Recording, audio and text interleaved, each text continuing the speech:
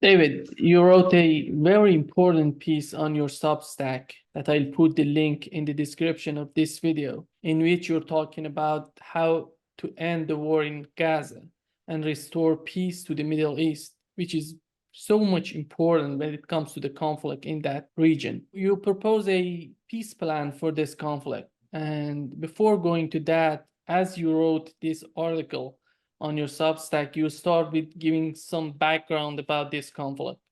I think we can start with that part and then go to your proposal. Yeah, I mean, this obviously, the war between Gaza and Israel has been on and off for many years. Israel, of course, invaded Gaza. I think it was in 2009. It was a partial invasion. It lasted about 18 days. That was, I guess, the first open Israel Hamas war, and then they withdrew, and Israeli casualties were relatively minimal, and um, and then, of course, the October 7th, 2023 attacks occurred, and the entire world, I think, with few exceptions, condemned those terrorist attacks as horrific. We expressed sympathy and solidarity with Israel, but we expected Israel to respond responsibly, and Israel, of course, had every right to defend itself, including to partially invade Gaza on a temporary basis in order to liberate the 250 or so captives that were taken by Hamas and exact some kind of price on Hamas's leadership. And what I was hoping, I was actually recommending that Israel not invade Gaza at all, but it would simply conduct limited special forces raids in a bombing campaign that would, help liberate the captives or pressure Hamas to give up all the captives entirely. And then second, if they didn't do that, then I was recommending that they do what I call kind of a stop in Gaza campaign, where it was similar to what was recommended by the Kaiser Wilhelm II at the beginning of World War One to avoid the outbreak of World War One, which is that Belgrade, which was very close to the Austro-Hungarian border, be occupied until all of the conditions in the Austrian ultimatum were met, mainly the investigation into the murder of the Archduke. And so essentially what Israel, I think, should have done is to surround Gaza City and get the either Hamas to surrender or agree, ideally to get them to leave the country, and then to pull its troops out and to restore some kind of Palestinian-led government, in which all the extremist parties, Islamic parties, would be banned, such as Hamas and Islamic Jihad. Now, Israel has painted this as a existential fight. Uh, that's a very popular word in Western circles lately. We paint Ukraine as an existential fight when, in fact, Putin has demonstrated no desire to conquer Ukraine, merely to force it to accept neutrality outside of NATO and perhaps occupy the Donbass region to protect the Russian-speaking or ethnic Russian residents, is what he viewed as Ukrainian oppression and military offensive that was imminent. But in this case, Israel completely overmatches, Hamas militarily. They have 11 times as many troops as Hamas and Islamic Jihad combined. Israel itself, which we view as a tiny country, of course, the size of El Salvador, actually is 57 times larger than Gaza. So it's been a very um, again, overmatched fight in which Israel, everyone knows that Israel will be the victor of the military campaign.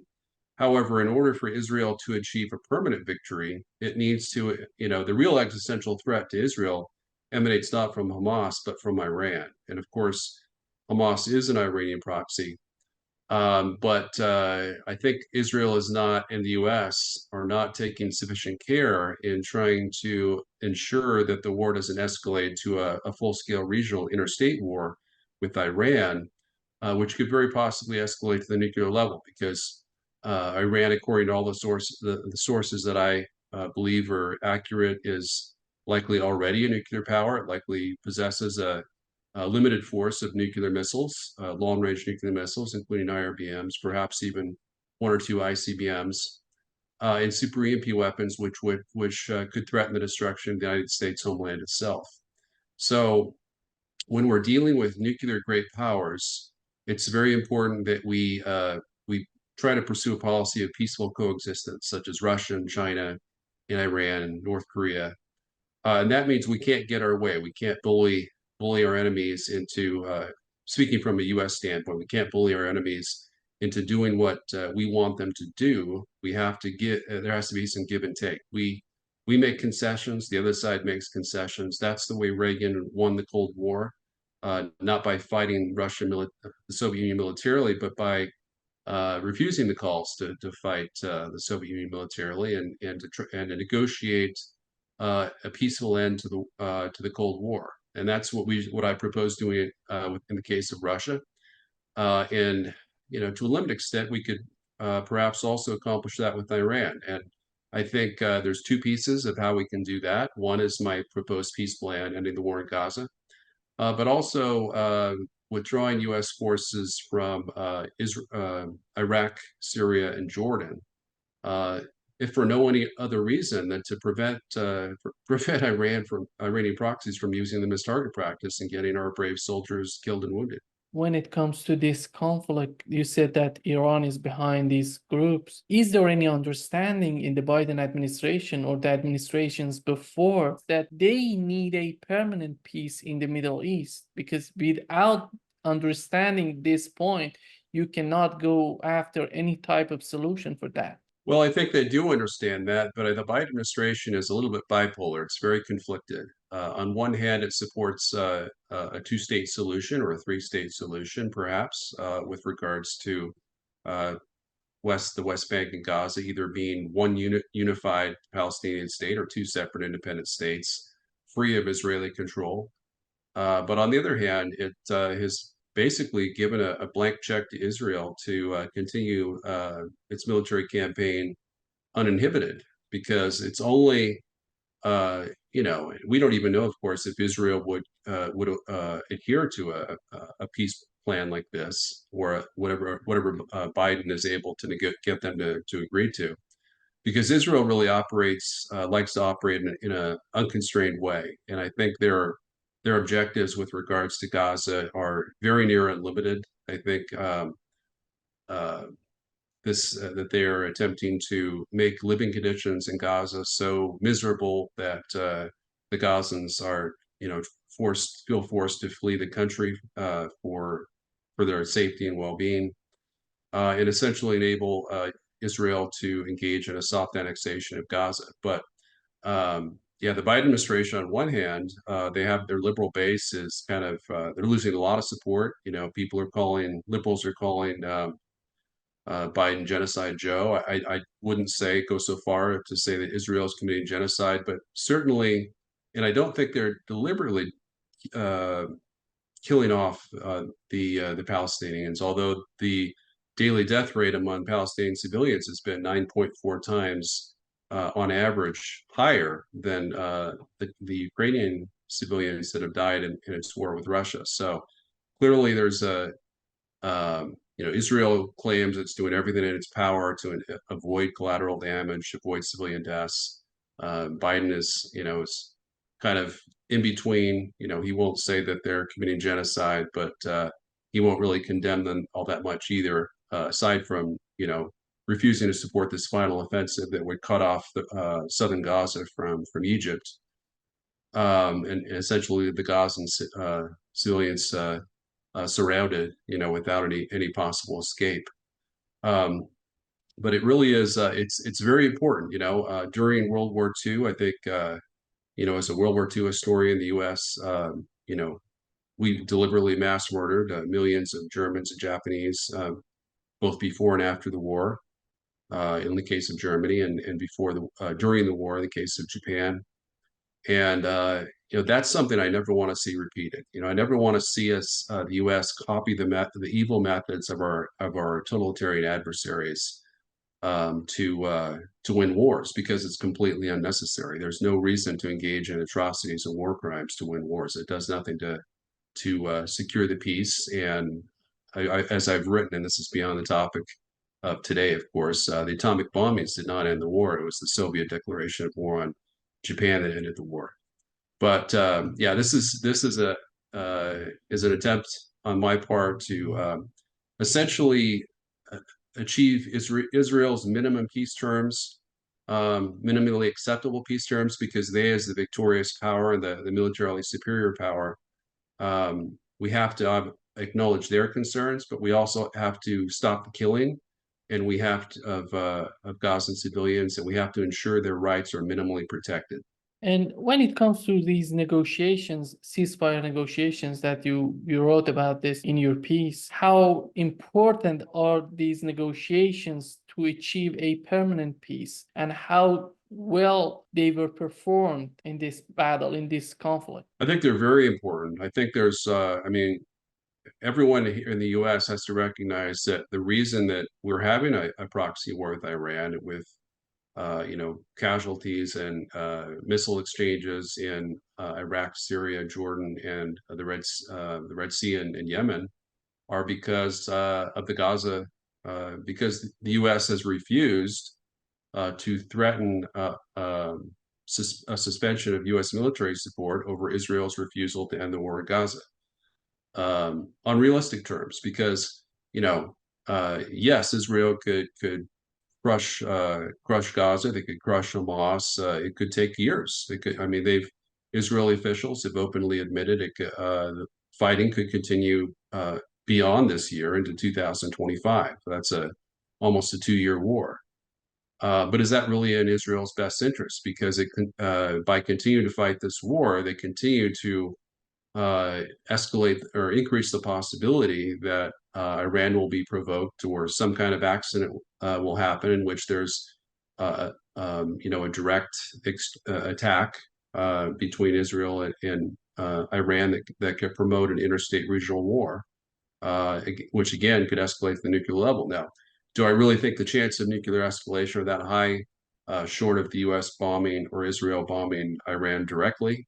No, I don't think the chances are that high, but there is a real risk of regional war. There's a possibility it wouldn't escalate to the nuclear level because, obviously, Israel can deter Iran to some extent with its nuclear weapons, just as Iran can deter Israel with its nuclear forces as well. So this is a difficult situation, because the path to peace with Russia and Ukraine is very simple. It's like 4 different points essentially that I summarized in the past, with neutrality outside of NATO, freezing the lines, with an Ukraine-style armistice.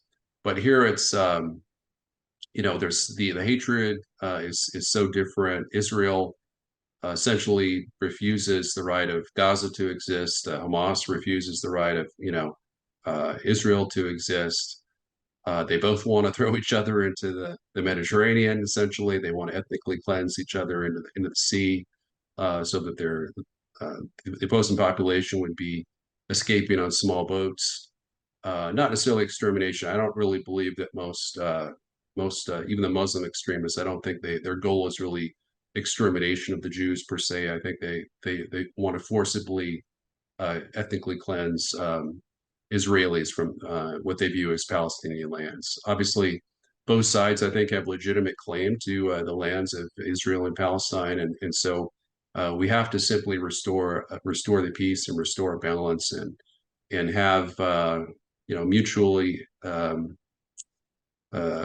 recognition of basic humanitarian rights for both peoples. When it comes to how we can do that, it comes to your peace plan. And in your opinion, how is that possible, and how we can implement such a peace plan? Well, so what I tried to do is I tried to incorporate a number of the proposals from Israeli senior officials themselves. So, for example, the idea that no Israeli settlements would be permitted in Gaza, That was actually floated by Israel's defense minister. Um, and local autonomy being restored to Gaza with, appointed Palestinian leaders, perhaps a new Palestinian authority that was, even if it was picked by Israelis, as long as it would, would not be a force of oppression, but it would be enable the creation of a Palestinian security force just for internal security. Maybe just a police force that would provide some degree of law and order, but would not be necessarily viewed as, as part of the Israeli occupation forces. I think that's, there has to be a plan for ultimate Israeli withdrawal. And so I think Israel would agree to the plan that I have in terms of the timetable for Israeli withdrawal. It's not set in stone. It's milestone based. But I think the model is Israel's basic law. Israel's basic law. It's their constitution, and it provides humanitarian rights to its citizens, but also humanitarian rights to permanent residents. And I think the model for that is East Jerusalem. East Jerusalem was annexed, I believe it was in 1967 by Israel. And those Palestinians have been incorporated. They can't vote. They're not necessarily represented. To some extent, they're represented by, the very small number of Palestinians in the Knesset, Israeli legislature, parliament. But they are at least treated well, and that's really what we need to have. We can't have the killings. We can't have the imprisoning of women and children that Israel did following the Hamas attacks, essentially sweeping up thousands of Gazan guest workers in Israel. We think that they're still imprisoned. Israel kind of refuses to acknowledge that they've been imprisoned or not. But as part of this peace deal, I think all of them should be released. And I think there are these ceasefire discussions happening. Israel has expressed an openness for a temporary ceasefire that would last 2 months. And so, I think elements of this peace plan would be acceptable to both sides. I think for Israel, the difficult thing would be to accept that Hamas would still have de facto power and perhaps, 30% of Gaza in the western area sectors, perhaps even less. But that in exchange for all of Hamas's senior leadership fleeing the country or being relocated, that we could have some kind of end to the war. Essentially, what I'm proposing is an armistice agreement, roughly model on the one I proposed with Russia and Ukraine back in 2022, that would essentially freeze the lines and establish a temporarily occupied Israeli occupied eastern Gaza, and then kind of a de facto independent Western Gaza, which would allow Hamas, I think, to save face and not have to flee the country entirely. I think one of the most important thing that we have to consider for such negotiations, if there would be some, would be how we can bring Israelis and Palestinians together, because as long as they don't talk to each other, we cannot have some sort of peace. And who can do this? I think, in my opinion, the United States is capable of doing this. Nobody else can do this. Yeah, Biden could absolutely do it. It's crazy. In Republican circles, the idea of talking with Hamas is really taboo. They're viewed as kind of the way they view us, as kind of the great Satan, just an evil force, a terrorist. But Trump led the way. Trump negotiated an end to the U.S. occupation of Afghanistan with the Taliban, and he sent his emissaries to meet with the Taliban, and they signed an agreement, and the agreement was implemented. And of course, the way Biden implemented it was very poor. But it was the right decision to pull U.S. troops out of Afghanistan. And Trump reportedly wanted to do the same thing with Iraq and Syria if he became given a second term. The U.S. has tremendous. It's not that we have tremendous military capabilities. Certainly, I think we're perhaps the second or third strongest military power overall in the world. But we have probably the best diplomatic, um, the most diplomatic heft. China is the only one that comes close in terms of diplomatic heft that can bring, negotiate and mediate these types of peace agreements. And we've done it before, and we did it, famously back in 1979 with, the Carter, the peace accords, in which the U.S. sent a peace force to the Sinai after the U.S. Or rather Israel withdrew its military force from the Sinai, and that essentially became the basis for Egypt to recognize Israel and for a permanent peace to occur. And of course, Trump also met with the mass murdering dictator in North Korea, Kim Jong-un. So we don't get to choose other countries' leaders, or but we have to live with them. We have to coexist peacefully with them, and whether they're nuclear powers or not, it needs to be along humanitarian lines, I think. We know before this war breaking out between Hamas and Israel, Israel was on the path of normalizing their relations with Arab states, with Turkey, which is so important for Israel. And right now it's all gone. And it seems that the Netanyahu administration doesn't care about what's happening right now. And it doesn't seem that they're winning strategically on the battlefield. Well, that's a really good question. So, according to U.S. and Israeli intelligence, Israeli intelligence estimates they've killed up to 30% of Hamas's pre-war military forces. That may be true, but when a country invades another country, that tends to recruit other additional soldiers to its cause. So, I would think it's very likely that the Israeli invasion of Gaza has recruited thousands, perhaps even 20,000, 10,000 additional militants, fighters to Hamas's cause to defend their country from a foreign invasion occupation force. So that's kind of what we did with regards to Iraq. We defeated one enemy, which was really no threat to anyone, except maybe Kuwait. Not even Kuwait, because we had U.S. troops there. And then we created new ones, and we turned the country into a terrorist haven, an Iranian vassal state, and now Iraq's leader is closely aligned with Iran, and when the U.S. Conducted counterstrikes against Iranian-backed militant groups, those groups are incorporated in the Iraqi armed forces, and so the Prime Minister of Iraq, asked for 3 days of national mourning for the fighters that we killed. So we kind of, the U.S. I'd like to say is really have been in the business of creating new enemies. The U.S. policy of liberal hegemony, invading and occupying other countries, regime change wars, always creates new enemies, and generally creates enemies that are much more threatening than the ones we vanquish. That's certainly in the case of World War II. The Soviet Union was far more powerful than Nazi Germany and Imperial Japan combined. And we just don't learn from history. We need to start learning from history, and we need to understand that war is a last resort.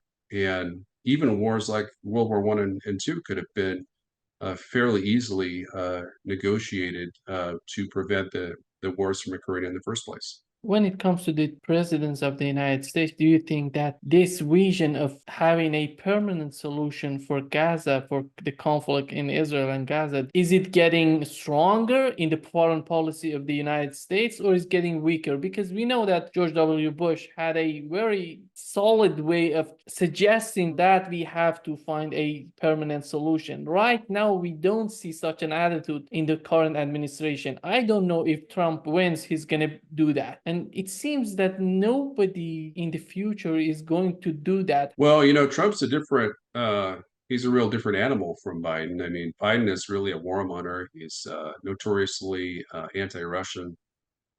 He's really big into provoking endless wars and perhaps even nuclear war with Russia and China, saying 4 times that he would defend Taiwan militarily from a Chinese blockade or invasion. Whereas Trump is very war averse. He's for whatever reason, he's just a traditional Cold War style realist president that really sees no gain from fighting nuclear wars with Russia or China, or even proxy wars with Russia and Ukraine. And I think that's really it's really exactly what the world needs. Biden was supposed to bring an adult to the room, and he's just brought so much chaos and division and instability, particularly with Biden's manufactured war in Ukraine, which could have been avoided simply by accepting Putin's offer on December 7th, 2021, to guarantee that Russian forces would not invade Ukraine in exchange for a U.S. written pledge that Ukraine would never join NATO. So again, sometimes peace is very easy to achieve, but I think Trump's much more motivated. In the case of Israel, I don't think he is quite as far-sighted as he should be. He's definitely very pro-Israel, and that's a good thing overall. But we can't be blind to allies that misbehave, that overreact as Israel has, and kill a bunch of innocent people, whether deliberately or by trying to destroy all their critical infrastructure that they need to survive. There's hundreds of thousands of Gazan civilians, women and children, that are starving to death. There's been, I think, 30,000 Gazans that have been killed, and even if Israel is correct that 1/3 of those are Hamas, that's still 20,000 Gazan women, and mostly women and children that have been killed off, and it's a much greater death toll than we've seen in Ukraine over the course of over 2 years. And so all of these should give us pause and help strengthen the arguments that we need to we need to pressure Israel to agree to a reasonable peace along these lines, which at least would provide some breathing room for Gazans to have their hospitals restored, power restored, mainly humanitarian supplies, food and water. I mean, they're desperately short on food and fresh water that's not contaminated as well. Yeah, peace is worth fighting for, and we can have a peace that is true with our national interests. It doesn't have to be war all the time. That's something the Biden administration desperately needs to learn, I think.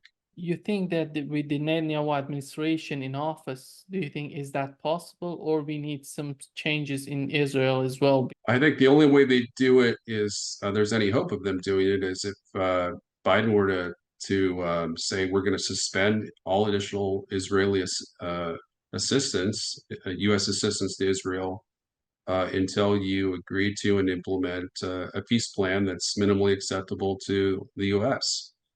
And that's the problem, is the U.S.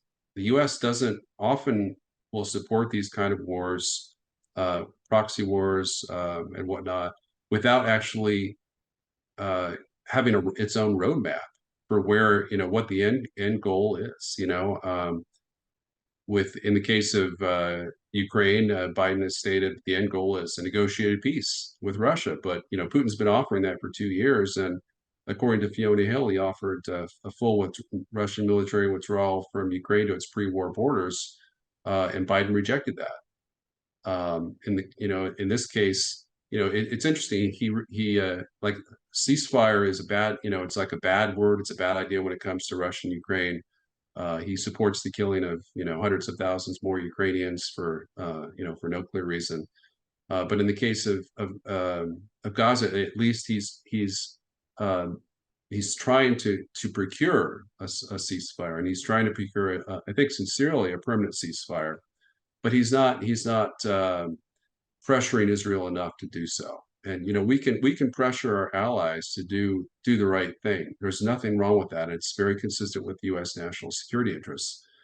And this would be a perfect opportunity to do so. Just say, hey, we're not gonna, we're suspending temporarily all assistance to Israel.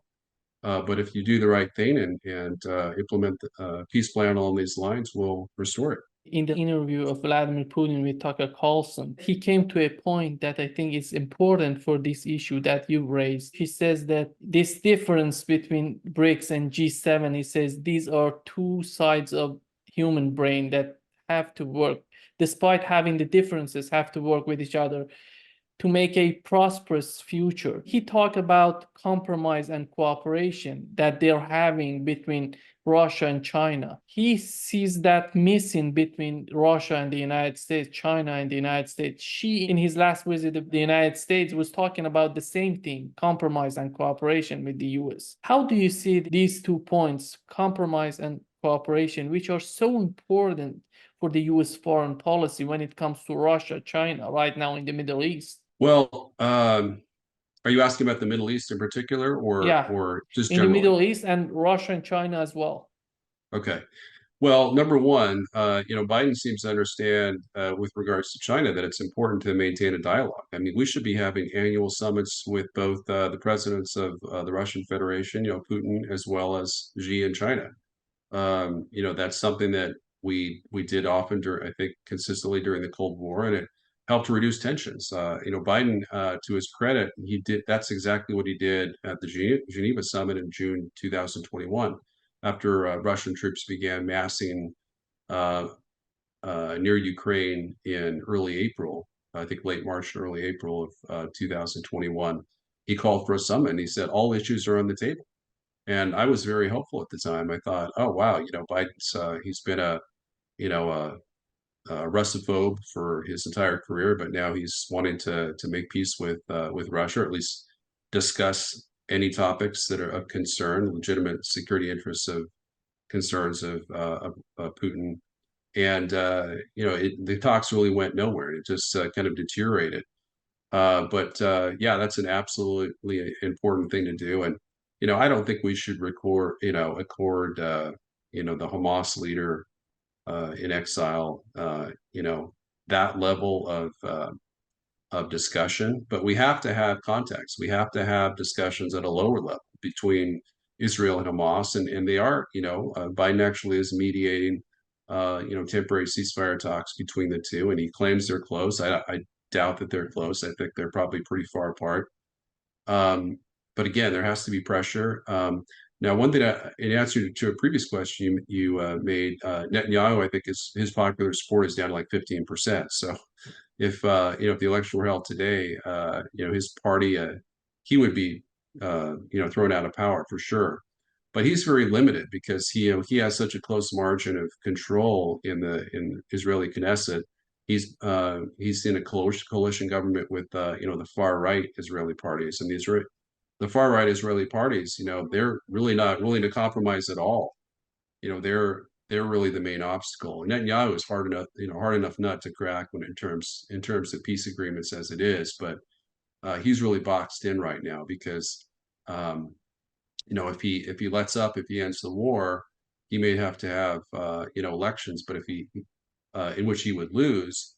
But if he makes peace and according to the far right, gives in too much to Hamas or to the U.S., then they may leave the government and force them to have elections anyway. So he's kind of the Netanyahu government. I think is sees the path forward as just perpetuating, just like Zelensky. Zelensky, if he was subjected to free elections, democratic elections, which he canceled as an authoritarian leader that he is, he would lose. He's also at 15%, and Zelensky, his main rival, General Zelensky, is polling like 38%. So he would be elected the new president of Ukraine, and he said he would make peace with Russia along the lines that I proposed for the most part.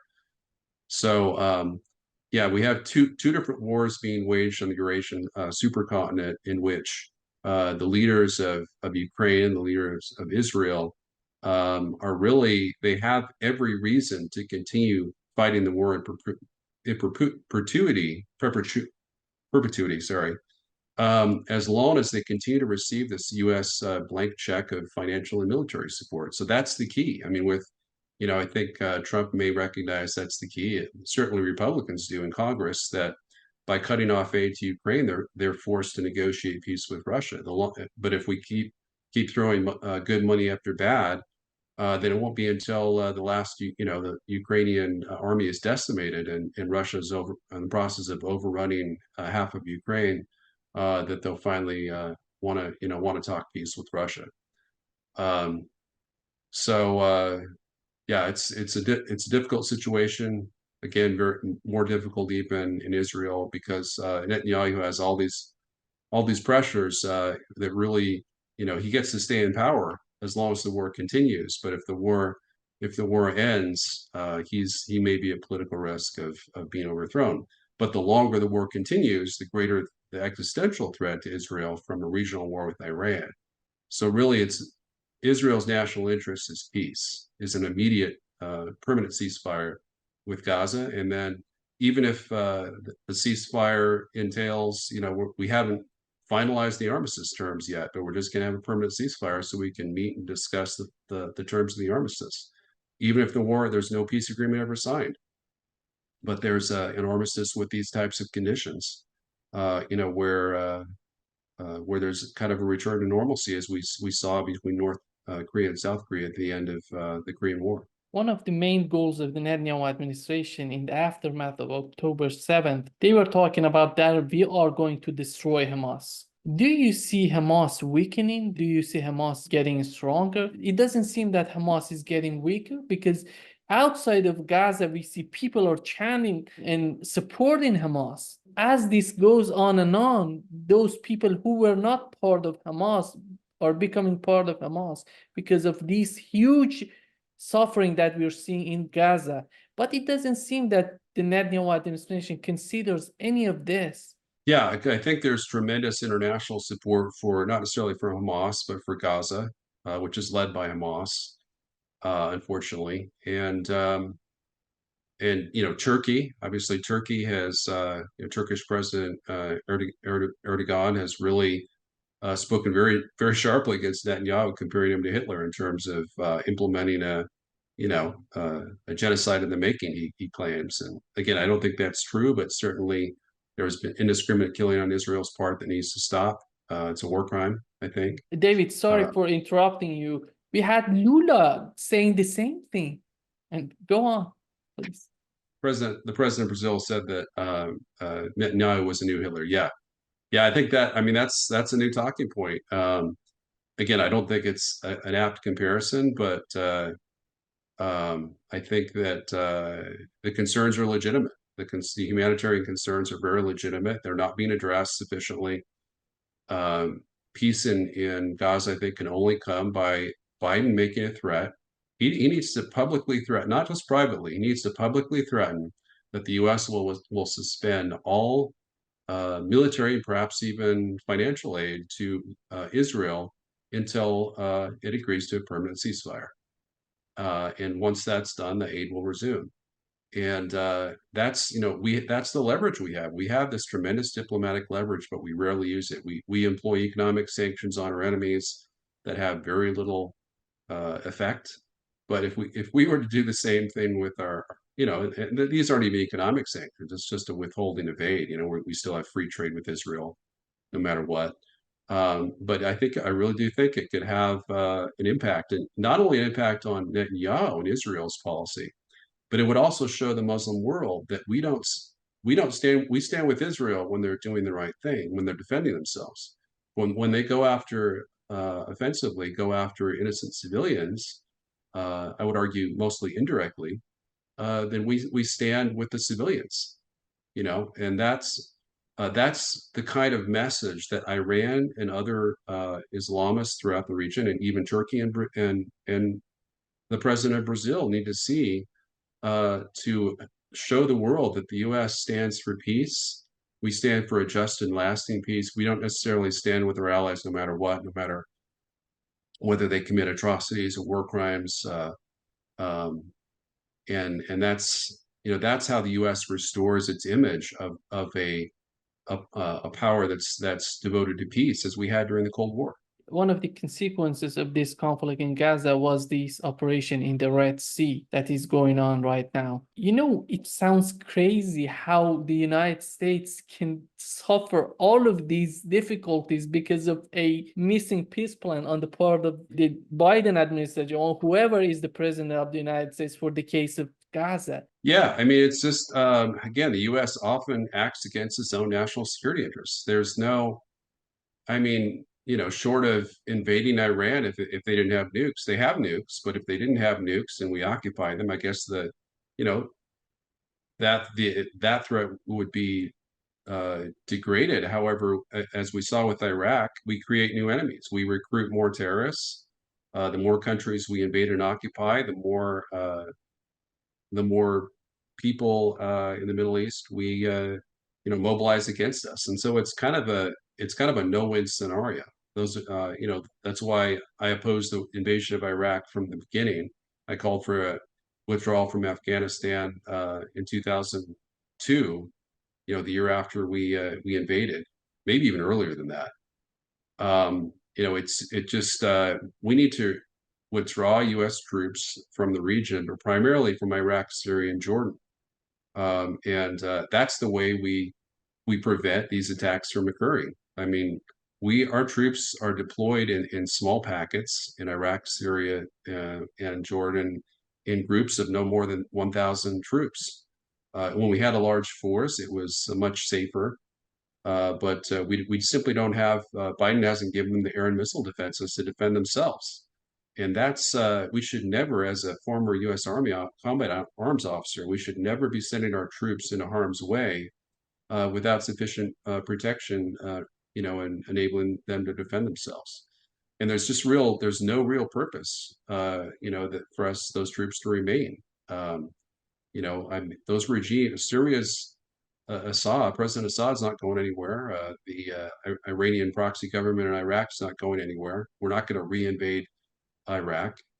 That ship has sailed. We lost Iraq to Iran because we went against the proposals that I was making 20 years ago, or Bush did, of course, and we just need to learn from our mistakes and realize that this proxy war with Iran will go on in perpetuity. I mean, literally, if we were to fast forward 10 to 20 years from now, and Israel was still fighting in Gaza, refusing to have a peace agreement, Iranian proxies would still be attacking U.S. forces and ships in the Red Sea.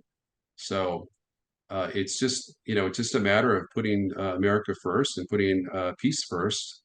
And I think Trump would be more inclined to do that. I think he needs the right advisor on Israel. I think he would avoid war with Russia and China, which are the most important issues. But Gaza matters as well. I mean, as a committed Christian, lifelong Christian, the lives of all of God's children matter equally. I don't view the Jews as having as being above Gazan citizens because they're Palestinians or Muslim.